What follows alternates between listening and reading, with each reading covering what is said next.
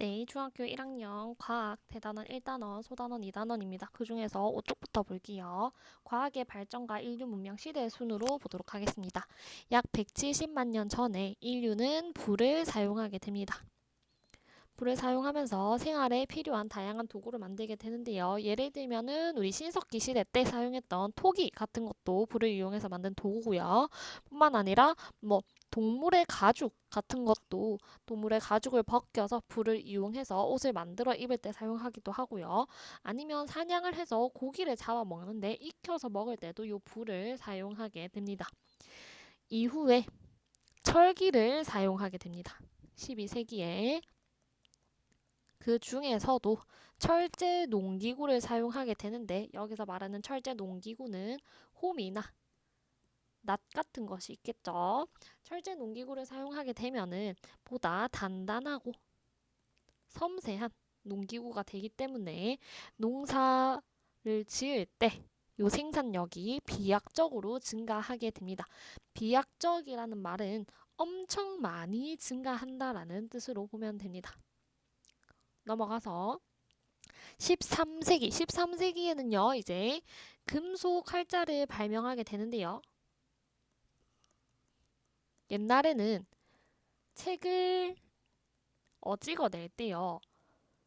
프린트기가 없었겠죠. 프린트기가 없어서 직접 손으로 다 적었습니다. 그렇기 때문에 서적의 수가 많지도 않았고요. 서적을 빠르게 만들어내기도 어려웠습니다. 하지만 금속 활자를 발명해내면서 이 활자를 이용해서 책에 찍으면 되기 때문에 서적을 이제 다량으로 출판할 수 있게 됩니다. 그러면서 다양한 사람들과 많은 사람들이 이 하나의 책을 나누어 볼 수 있게 됨을 통해서 지식의 유통이 활발해졌다라고 볼 수 있습니다. 16세기가 됩니다. 16세기가 되면서요. 중세의 우주관을 뒤엎고 근대 과학의 문을 열게 되는데 이 근대 과학의 문을 열게 된 계기가 코페르니쿠스가 주장한 지동설이 되겠습니다. 즉 코페르니쿠스가 지동설을 주장하기 전까지는 중세의 우주관이었어요. 근데 코페르니쿠스가 주장한 지동설로 우주관이 바뀌게 되는데 이때 중세의 우주관이라고 하면은 우주의 중심은 뭐다? 지구다. 그리고 지구를 중심으로 우주가 움직인다. 그렇게 생각을 할 수밖에 없겠죠. 옛날에는 밖에서 지구에서 봤을 때 태양이 뜨고 지고 달이 뜨고 졌어요. 그렇기 때문에 옛날에는 지구를 중심으로 우주가 빙글빙글 돈다라고 생각했습니다. 하지만 코페르니쿠스가 수학적으로 계산을 해보니까 아니야. 우주가 도는 게 아니라 지구가 지구 할 때 지구예요. 움직일 동입니다. 지구가 움직이더라 라고 하는 지동설을 주장하게 되고 이 지동설에 힘을 실어줬던 게 갈릴레이가 망원경을 만들게 되면서 직접적으로 천체를 관측할 수 있게 됩니다. 이를 통해서 지동설에 힘을 실어주고 근대과학의 문을 열게 됩니다. 18세기로 넘어가게 됩니다. 18세기로 넘어가면요. 증기기관을 발명하게 되는데요. 증기기관 많이 들어봤죠? 이때 얘기하는 증기는요. 수증기예요. 그림을 한번 그려볼게요. 요런 게 증기기관이라고 하면요. 위에 피스톤이 있습니다. 피스톤이 있고요. 요 밑에서는 물을 끓이고 있어요. 자, 물을 끓이면 뭐가 나오죠? 수증기가 나오죠. 수증기. 요 증기입니다. 증기기관 할 때 증기가요. 수증기거든요. 요 수증기가 위로 올라가게 되면은 피스톤에 압력을 가하게 되는데 그런 피스톤이 왔다 갔다 하게 됩니다. 위로 올라갔다가 내려왔다가 올라갔다가 내려왔다가 하면서 요 수증기가 피스톤을 움직이게 됩니다. 근데 이 피스톤에다가 모터 같은 거를 달면요. 바퀴 같은 거를 달면은 바퀴가 대굴대굴 움직이겠죠. 요거를 차에 달면 증기기관차가 되는 거고요. 배에 달면은 증기기관선이 되는 겁니다. 그냥 증기기관 그 자체만으로도 공장의 증기기관에 들어가게 된다면 제품의 생산력이 증가하게 되고요.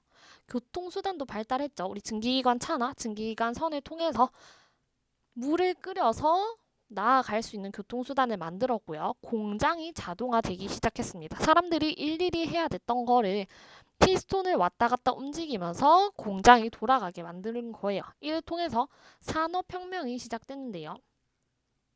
산업혁명을 통해서 농업 중심이던 사회를 공업 중심의 사회로 바꾸게 되는 계기가 됩니다. 19세기가 되면요. 전기의 사용이 시작됩니다. 전기는요. 발전기를 통해서 전기를 사용하게 되는데 이 발전기는 여러분들이 중학교 3학년 때 배우게 되겠지만 전자기 유도를 통해서 만드는 겁니다. 이게 무엇이냐? 이렇게 꼬불꼬불하게 생긴 코일이 있고요. N극과 S극이 있는 자석이 있습니다. 코일과 자석을 서로 가까이 했다가 멀리 했다가 하면요. 이렇게 운동하는 코일과 자석이 전기로 바뀌는 거를 전자기 유도라고 합니다. 전기를 통해서 밤에도 불을 밝힐 수 있게 되고요. 20세기에는요. 읽어볼까요? 최초의 항생제인 페니실린이 발견돼서 질병을 치료하는 데 사용했다. 우리 첫 번째 시간에 했죠. 플레밍의 페니실린 발견입니다. 페니실린 발견한 지 얼마 안 됐다. 그쵸? 20세기입니다. 플레밍이 페니실린을 발견하게 되면서 아주 많은 사람들을 살려내고 이를 통해서 인류 수명이 연장되게 됩니다. 그 다음에 21세기 지금 우리가 살아가는 시대에는 인공지능이나 빅데이터가 발달하게 됩니다. 아주 옛날에는요. 사람 대 사람으로 정보를 전달을 했어요. 여기 A 사람이 있고 B 사람이 있으면 A 사람이 B한테 말을 전달하고 B 사람이 C한테 말을 전달하고 C 사람이 D 사람한테 말을 전달합니다. 여러분들 텔레스테이션이라는 보드게임 해봤어요? 이 보드게임 하면 어때요? A 사람이 처음에 전달하려고 했던 말이 B, C를 거치면서 와전되는 경우가 생깁니다. 이렇게 사람 대 사람으로 정보를 전달하게 되면은 오류가 생기는데 인공지능이나 스마트폰, 빅데이터 등이 정보를 전달하게 되면서 빠르고 정확한 정보의 습득이 가능하게 됩니다. 이게 시대별로 알아본 과학의 발전과 인류 문명이었고요. 6페이지로 넘어와서 과학이 발전함에 따라서 인류는 어떻게 변했는지 분야별로 한번 살펴보도록 하겠습니다. 자, 첫 번째 분야입니다. 교통입니다. 증기기관 아까 전에 얘기했었죠. 수증기를 이용해서 피스톤을 움직이게 되면 피스톤이 왔다 갔다 거리는데 거기다가 모터를 달게 되면 증기기관차가 된다. 증기기관의 발명으로 증기기관차 등의 교통수단이 발달함에 따라서 우리 물건이나 사람의 이동이 굉장히 빨라졌습니다. 원래라면은 아무리 빠른 거에 봤자 말을 타고 이동을 해야 됐는데 그것보다 더 빠른 증기기관 차가 발달하면서 물건과 사람의 이동이 빨라졌고요. 그럼으로써 물건을 조금 더 신선한 상태에서 사고 팔 수 있게 되면서 상업이 발달하게 됩니다. 뿐만 아니라 고속열차의 개발로 장거리 이동 시간이 줄어들게 됩니다. 이런 거죠. 무궁화호보다 KTX가 더 빠르죠. 고속열차가 개발된 겁니다. 넘어갈게요. 인쇄 출판 분야에서는요. 인쇄술의 발달로 인쇄술은 점점 발달하고 있습니다. 옛날에는 직접 손으로 써내고 그 다음에는 목판, 그 다음에는 금속 칼자, 그 다음에 넘어가면서 프린터기가 발달하게 됩니다. 그러면서 책을 만드는 과정이 편리해졌죠. 이를 통해서 다양한 사상이나 지식이 널리 퍼져났고요. 그리고 다양한 분야의 출판물을 만들어낼 수 있게 됩니다. 그리고 오늘날은 종이로만 책을 보는 게 아니라 스마트 기기로 책을 볼 수 있게 되면서 자료의 검색도 편리해졌습니다. 옛날에는 궁금하면 이제 도서관에 가서 책으로 확인을 했어야 됐는데 이제는 궁금하면 스마트 기기로 책을 검색해서 읽을 수 있는 시대가 왔습니다. 그 다음 의학 분야입니다. 의학 분야에서는요. 첨단 의료기기의 개발입니다. 첨단 의료기기 나중에도 할 거지만요. 첨단은 뾰족한 끝이라는 뜻이에요. 제일 앞에 선두에 서 있는 의료기기, 즉 새로운 의료기기라고 생각을 해주면 됩니다. 예를 들면은 CT, MRI, 엑스레이 등등이 있었겠죠. 쌤이 중학교 때 비장이라는 장기가 파열된 적이 있어요. 근데 이 장기가 파열된 거를 어떻게 알았냐. 처음에 딱 너무 아파서 밤에 그랬거든요. 밤에 12시쯤에 자기 전에 그랬는데 장기가 파열돼서 응급실에 가니까 엑스레이를 한번 찍어보세요. 엑스레이를 찍었는데 멀쩡해서 퇴원하래요. 응급실에서 퇴원하라고 했는데 혹시 모르니까 CT도 한번 찍어볼래요? 라고 했는데 CT를 찍으니까 장기가 파열되어 있었던 거예요. 근데 만약에 이 병원에서 CT가 없었다면 쌤은 장기가 파열된지도 모르고 집에 돌아가서 생활을 하다가 그 근처의 장기로 요 파열된 게 옮아서 더 큰 합병증을 일으킬 수도 있었겠죠. 이런 첨단 의료기기가 들어옴에 따라서 질병을 조금 더 정확하게 진단하고 치료할 수 있게 됩니다. 이걸 통해서 사람들의 수명이 연장됐죠. 쌤이 저번에 중학교 2학년 때 CT를 통해서 장기가 파열된 거를 발견하지 못했다면 쌤은 지금 살아있지 않았을 수도 있어요. 넘어갑니다. 농업 분야입니다. 농업 분야에서는요. 스마트팜, 똑똑한 팜이나 농업용 로봇 등의 개발로 작물 재배가 편리해지게 됩니다. 스마트팜이라고 하면 무엇이냐? 농사를 짓는데요. AI나 인공지능, 사물 인터넷이 이 농사 짓는 거를 도와주는 것입니다. 사람이 직접 온도, 습도 이런 거를 관리하지 않더라도요. 그 농작물에 적정한 빛, 온도, 습도, 토양의 수분과 영양분 등을 자동으로 유지해주는 농장이에요. AI나 인공지능이나 사물 인터넷이 이런 역할을 하게 되고요.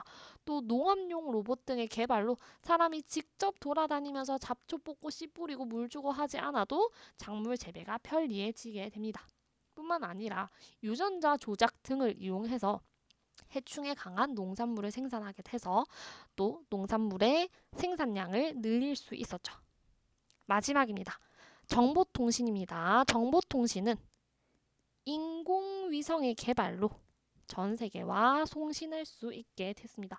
선생님, 인공위성이 뭐예요? 어렵죠? 위성부터 보겠습니다. 위성이라고 하는 것은요. 큰 질량 주위를 돌고 있는 작은 질량의 물체입니다. 선생님 설명 들어도 모르겠어요. 그러면 다시 볼게요. 큰 질량, 예를 들면 지구예요. 지구 주위를 빙글빙글빙글 돌고 있는 작은 물체 하나 있습니다. 예를 들면 뭘까요? 달이죠. 달과 같은 거는 저절로 만들어진 위성이고요. 지구에서 인공적으로 만들어서 쏘아 올려서 지구를 빙글빙글 돌게 하는 게 인공위성입니다.